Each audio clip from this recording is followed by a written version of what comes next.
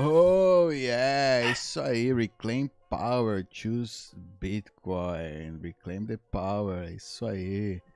Como é que chama? O que, que é? Como é que traduz aí? Uma boa tradução para Reclaim the Power. Recupere o poder, né? Re- Que poder vai recuperar. Reivindique aí o seu poder. Bloco 757.255. Bem-vindos, bem-vindo, Leta. Fala, Ivan, Raixa. Maravilha, maravilha, Dó. Bem-vindos, senhores. Bom, a gente tá. Eu vou repetir mais algumas vezes, porque tem gente que talvez não viu o que aconteceu, né? Mas nós sofremos um halving aqui nos Bitcoinheiros. Então, tinham 4 programas por semana, e agora temos 2 praticamente. Acho que é um do Dov, que eram 2, acho que tem um agora, né, Dov? Você também fez halvou, né? Pois é. É, Halvou, halvou. é E a gente tinha naquelas, por enquanto. naquelas, eventualmente podem ter 2. E a gente, os 4 juntos, né? Hoje o Becas não tá, mas eram 2 programas a live, mais em programa de entrevistas, e a gente juntou as duas coisas. Agora, a entrevista é ao vivo. Então, a vantagem é que quem quer participar ao vivo, tirar dúvida com o convidado, é tirar na hora e fica um pouco mais dinâmico também, né? Porque às vezes alguém comenta algo interessante sobre o tema. E hoje, como nosso segundo convidado especial aqui da nossa temporada 2, nosso segundo ciclo, temos aqui o querido Leta, do Explica Bitcoin. Fala, Leta. Salve, salve, galera, tudo bem? Pô, Tudo. obrigado pelo convite.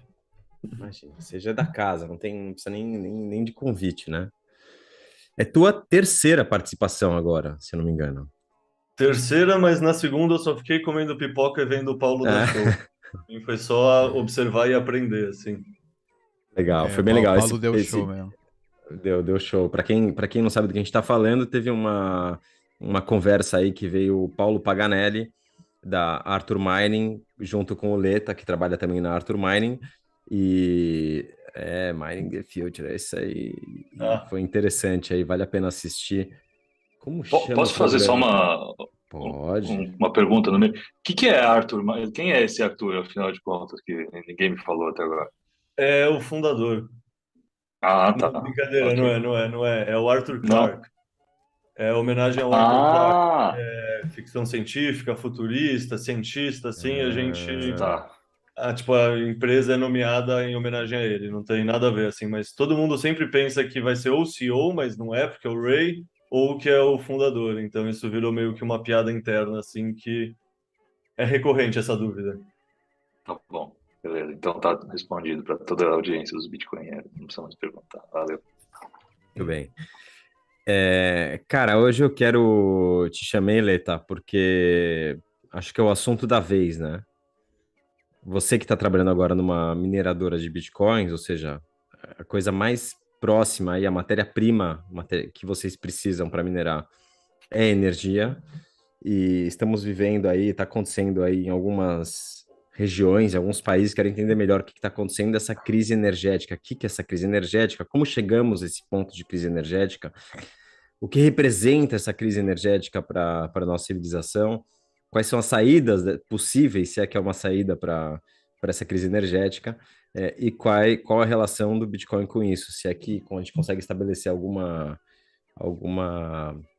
sinergia ou alguma tangente aí que o Bitcoin acaba encostando nessa história de crise energética.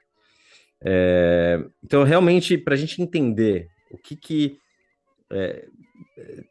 ir um pouco atrás no tempo, né, entender quais foram os principais marcos, as principais escolhas que foram feitas para que o caminho tenha saído aí da linha do trem, né, da rota e chegado nesse ponto de crise energética. Ou não, ou se não foi uma questão de escolha, será algo inevitável, enfim, a população cresceu muito rápido, o que aconteceu para chegar nesse ponto?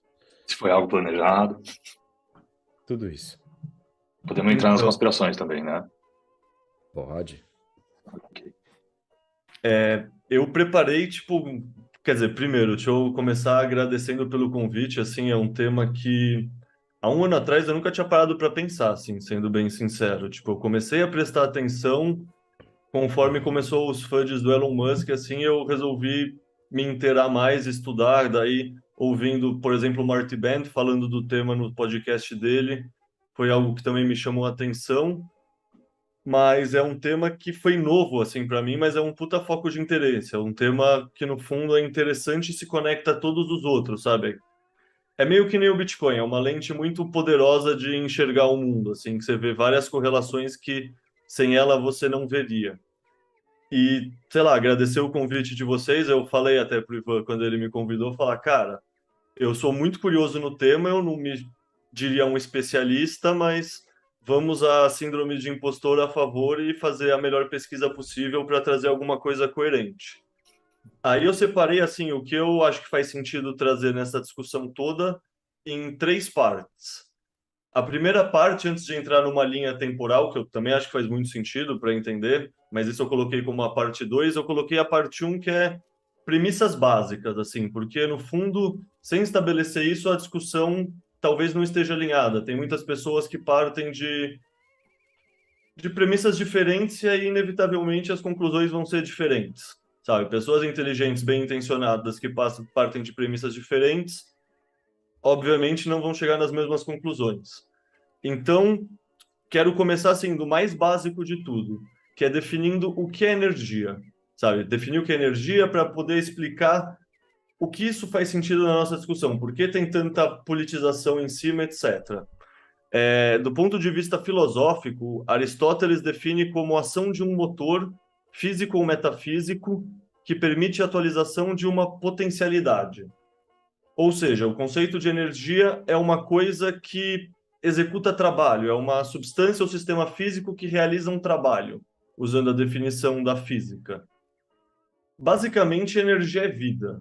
Tipo, literalmente, assim, você pensar energia é o que faz qualquer partícula, qualquer molécula, qualquer célula conseguir lutar contra a entropia. Assim, energia é o que mantém as coisas em ordem no universo. E se você pensar de um ponto de vista um pouco menos abstrato, hoje em dia na nossa sociedade, energia são moléculas de carbono. Por exemplo, a gente faz respiração celular. Isso é sempre uma reação com a glicose, sofrendo respiração e soltando o CO2. É uma reação de quebra de moléculas de carbono. Isso também é verdade para a combustão, seja de lenhas, seja de combustíveis fósseis, que nada mais são do que moléculas de carbono concentradas. Então, assim, o que é energia? No nosso ponto de vista, a gente pode ver como moléculas de carbono, assim, sabe? Se você quiser reduzir para um pensamento mais pragmático.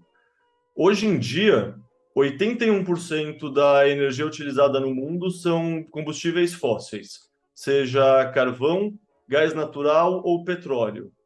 E 9% é biomassa, ou seja, lenha. Ou seja, 90% da energia do mundo ainda vem da combustão de moléculas orgânicas de carbono, sabe? É importante ter isso em perspectiva para entender o que certos pensamentos de vamos fazer uma transição energética representa. Por que será que essas matrizes energéticas são tão predominantes? Será que é viável fazer uma transição tão rápido? Será que a gente não vai estar diminuindo a nossa geração de energia? E diminuir a geração de energia tem que impacto. E aí entramos na equação básica de qualquer produção, que no fundo qualquer produção de qualquer insumo que a humanidade tem, você pode reduzir a matéria-prima mais energia igual a produto. Isso é verdade para uma caneta, isso é verdade para um cortador de unha, isso é verdade para um óculos, isso é verdade para as minhas roupas, isso é verdade para qualquer coisa. Basicamente é matéria-prima mais energia igual a produto. E disso tem uma relação muito lógica que a qualidade de vida de uma população, ou também o PIB dessa população, o IDH dessa população, vai estar relacionado à quantidade de energia associada a essa população. Sabe, comunidades que têm acesso a mais energia vão ter acesso a mais bens materiais.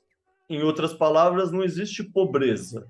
Existe pobreza energética. Existe você, como uma sociedade, não ter a capacidade de canalizar essa energia de uma maneira produtiva, de que te produza produtos que você possa usar para otimizar tempo e melhorar a produtividade.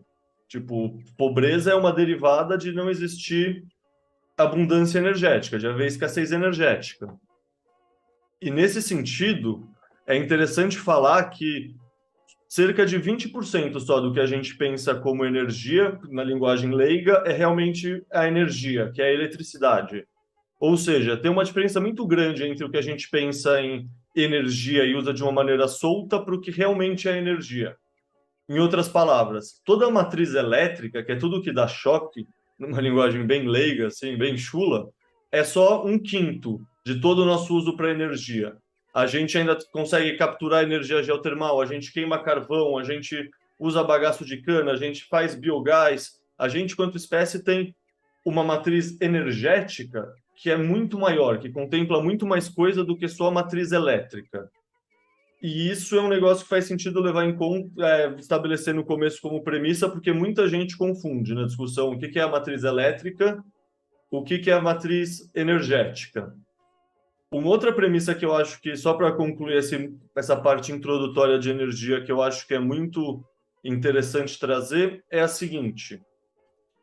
Sempre tem uma discussão meio ovo e galinha de o que gera as revoluções sociais, o que gerou, sei lá, qualquer mudança na sociedade. Será que isso é uma coisa da nossa cultura? E aí, sei lá, graças ao Bitcoin, no fundo, eu fui começando a refletir mais sobre isso e chegar numa conclusão, sei lá se é original, sei lá se eu estou copiando de alguém que eu não lembro, mas eu não lembro de ter lido dessa forma antes. Que basicamente, assim, você pensar, todos os paradigmas sociais são a culminação de outros paradigmas. E isso é uma estruturação de camadas de como a sociedade é estruturada. A camada base, no meu ponto de vista, é o paradigma energético. Ou seja, quando a gente só tem o paradigma energético da queima de lenha, tudo que a gente pode fazer no segundo e no terceiro paradigmas são coisas que são viáveis com essa ordem de grandeza de energia. A gente não tem acesso a fazer naves espaciais, a gente não tem acesso a fazer outras coisas porque a queima de lenha não dá acesso a tanta energia. Nesse sentido, paradigmas energéticos existem 3 na humanidade, no meu ponto de vista. O primeiro é o que eu chamo de primeira revolução energética, é quando a gente domina o fogo. Dominar o fogo e dominar diferentes maneiras de combustão de uma matéria orgânica concentrada no presente, ou seja, lenha, pode ser qualquer outra coisa, mas, sabe, uma combustão de coisas do presente, gerou metalurgia, gerou uma sociedade já muito mais estruturada, gerou nosso cérebro, tipo, no fundo, os últimos 10, 20, 30 mil anos, 50 mil anos, 100 mil anos, eu acho. Na verdade, é quase 1 milhão de anos, pensando aqui, estava falando sem refletir, mas é tipo lá para 1 milhão de anos, desde que a gente domina o fogo. Ou seja, essa tecnologia base do primeiro paradigma energético durou muito tempo. Ele muda quando a gente entra no segundo paradigma energético, que é o paradigma energético dos combustíveis fósseis, que basicamente é quando a humanidade consegue concentrar essa matéria orgânica, essa molécula de energia, essas moléculas de carbono, concentrar de uma densidade energética muito maior. Essa concentração vai rolando ao longo de milhares e milhares e milhares, milhões e milhões e milhões de anos geológicos, em ambientes muito específicos que vão concentrando toda essa matéria orgânica.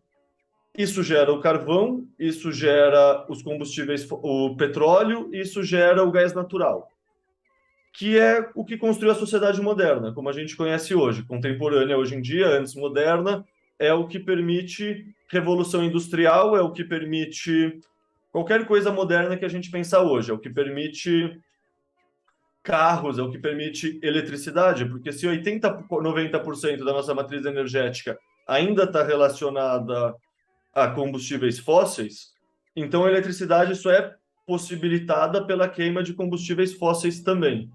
Esse é o segundo paradigma energético. Na minha visão, o terceiro paradigma energético que a humanidade está vendo é essa revolução que a gente está enfrentando hoje em dia, que é a mineração de Bitcoin, que permite essa monetização de energias ociosas. Ou seja, agora a gente tem incentivo econômico de correr atrás de organizar energia, que é algo que a gente não tinha esse incentivo econômico antes, porque a gente não tinha um processo produtivo que gerava uma commodity que era teletransportável até o mercado consumidor. Isso significava que era inviável organizar a energia solar no meio do deserto do Saara, por exemplo, no agreste brasileiro, nas ilhas vulcânicas no meio do Pacífico. Enfim, tudo isso é questão da camada básica, que é o que permite as próximas coisas a serem construídas, que são o quê? São os paradigmas tecnológicos, que é a primeira camada que é construída acima dos paradigmas energéticos. O paradigma tecnológico é as tecnologias que a energia possibilita a construção. É o que eu estava falando antes. Tipo, a metalurgia surge depois que a gente domina o fogo. Era impossível ela surgir antes. Já o motor a combustão permite a gente ter carros. Era impossível a gente ter carro antes de ter motores a combustão, combustíveis fósseis. Nesse sentido, um exemplo de paradigma tecnológico é a Lighting. A Lighting é a prova, é o paradigma tecnológico associado ao paradigma da terceira revolução energética, que é o Bitcoin. E aí, só acima dessa segunda camada, tem a terceira camada, que é a camada dos paradigmas sociais. E aí a gente pode pensar que o primeiro paradigma social é quando a gente domina o fogo e a gente começa a crescer o cérebro, começa a conseguir conversar.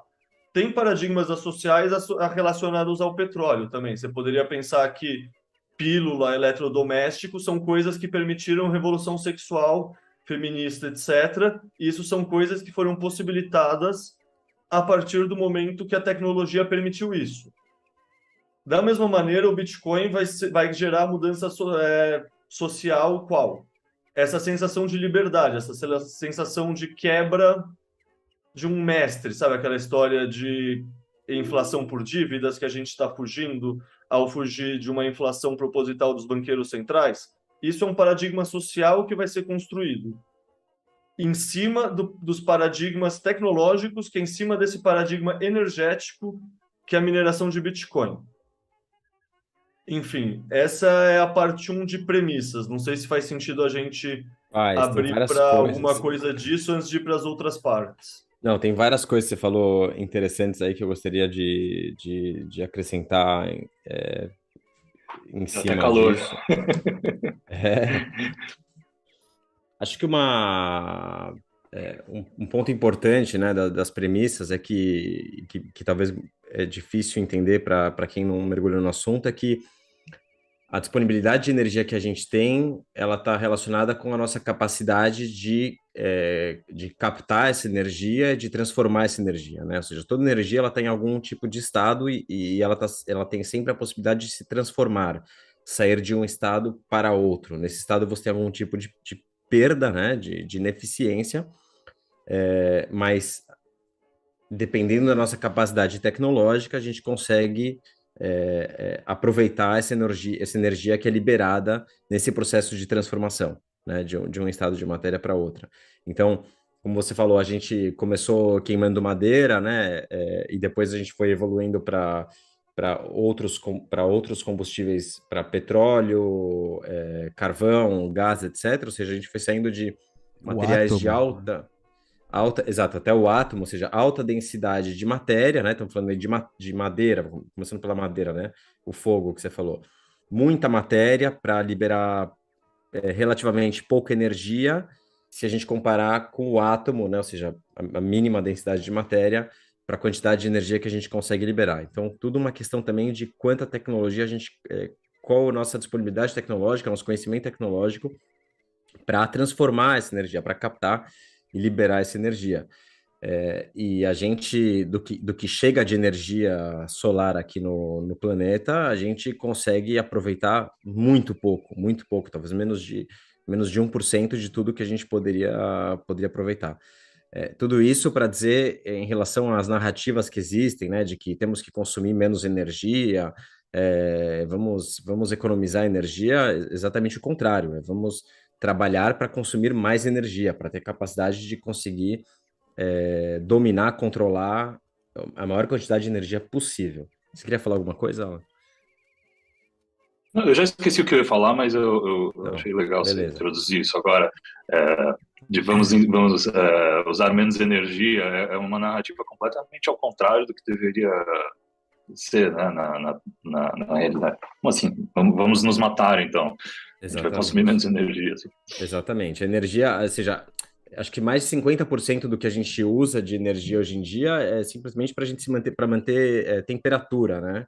Para a gente se manter vivo, basicamente, né? Então isso é fundamental para os níveis que a gente conseguiu atingir na nossa civilização. Ou segunda coisa que eu queria comentar, dentro de tudo que você falou, que achei muito importante, acho que é bom fazer a correlação, porque a partir do momento em que a nossa civilização consegue dominar o fogo a ponto de controlar, manipular metais, é um ponto de virada na questão do dinheiro, né? Porque esses metais vão sendo transformados em unidades para serem trocadas são criados ferramentas de troca, né? O dinheiro sendo criado em metal, um dinheiro mais Escasso. escasso, Não, portátil, sei lá. Aceito mais durável, durável. mais fácil de você criar unidades de padrão. Então, tem um ponto de virada importante aí na questão do nosso controle de energia com o tipo de dinheiro que a gente foi usando na nossa sociedade. Fala aí, Beta. No ponto de vista metalurgia, querendo ou não, o dinheiro é secundário perto a Das diferença de máquinas. ar. Tipo, o que aconteceu nessa época por conta da metalurgia é, por exemplo, o que a gente chama de invasões dóricas, que é quando os espartanos descem o cacete em todo mundo que estava antes lá na Grécia, dominam todo mundo porque eles já estavam mais avançados no tipo de metalurgia. Não lembro, sei lá, a idade do bronze, a idade do cobre, a idade do ferro, eu não sempre esqueço essas coisas, mas no fundo, O nessa plomo, época o plomo o ganhava. comércio até existia, mas a diferença de metalurgia permitia mais do que um dinheiro melhor, permitia o ponto de vista do indivíduo soberano, que é a simetria do ataque é tão mais forte que a defesa que você escraviza seu adversário. Sim, faz sentido. Faz sentido. E a terceira coisa que eu queria dizer é que num mundo de abundância energética, ou pelo menos sem crise energética, né, a energia é só mais uma commodity, né? A gente nem olha, né, nem presta atenção. Acho que você começou abrindo hoje o programa falando um pouco disso, né? Nunca foi algum tema que te chamou a atenção, que você foi a fundo. Mas no mundo de escassez energética, energia é a commodity, que você não faz nada, absolutamente nada. Nossa sociedade não funciona sem essa commodity. Você já parou para pensar que os últimos 20 anos foram pura e simplesmente baseados em booms de combustíveis fósseis que a gente não para pensar tanto? Tipo, a China só cresceu do jeito que cresceu por conta de carvão. E a gente fala da China sem lembrar que é isso, eles têm energia barata, por isso que eles conseguiram fazer tudo o que eles fizeram. Isso é carvão, então é o mundo terceirizando a queima de carvão para conseguir crescer, lavando as mãos de que a responsabilidade ambiental não é dele, mas a gente ainda continua querendo gastar mais energia para ter uma sociedade melhor. E o fracking nos Estados Unidos também é a mesma coisa na década passada. Tipo, isso alterou a geopolítica na última década e é isso, no fundo é ter mais energia acessível resolve problemas. É Resolve muitos uma. problemas. O tema geopolítico aí é realmente fascinante, porque a dependência energética, a gente está vendo agora o negócio da Rússia, Europa, é um tema sério, pô. E aí você começa a pensar a teoria da conspiração, né? Ucrânia, como é que chama? O acidente lá nuclear lá na coisa, né? Como é que chama? Essa era a minha teoria. E os caras, meu, é Chernobyl, puta de um fud do Chernobyl. caçamba pra tirar os Estados Unidos desse rumo e, tipo, enquanto eles, por trás dos panos, vão se elevando energeticamente, Entendi a né? teoria, desculpa. Eles A dependem... teoria de que por que os caras desmantelaram a energia nuclear, que era até então a revolução energética do século XX? Cara, os Por que Estados que Unidos do nada estava, os meu, com caras tudo nisso, desmantelaram tudo? até os anos 70. cena dos próximos Pois é. capítulos. Tá na pesquisa isso aí. Nossa, isso é fascinante. Acontecendo aí agora, tipo, os resultados, né, disso, a gente começando a ver o resultado desse FUD, dessa mudança de rumo, do que tá os Estados Unidos chegar a fechar até, né, plantas atômicas, a Europa também, a Alemanha, nem falar, né, enfim. E agora, putz, seguramos o tema, Leta? Você quer segurar? Você quer já entrar nisso? Cara, falamos de premissas. Vai entrar nesse tema agora. Fechando premissas, lá. Entramos em linha cronológica que entra nesses pontos. Tá bom, vamos lá. Então, por onde começamos?